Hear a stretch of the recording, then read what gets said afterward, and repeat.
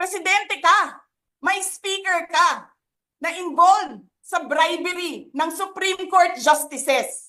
May video, may kaso, may witnesses. Hindi mo tinanggal yung speaker mo. Pinabayaan mo siya abusuhin ang pera ng bayan.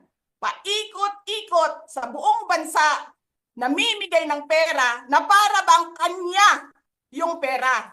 Eh di ba nga, lagi niyo sinasabi separation of powers? Anong trabaho ng legislative branch? Gumawa ng batas. Anong ginagawa ni Martin Romualdez? Nagdidirect ng DSWD, namimigay ng ayuda, nagsasabi kung anong bibigay, anong ibibigay, anong gagawin, sino ba ang presidente dito?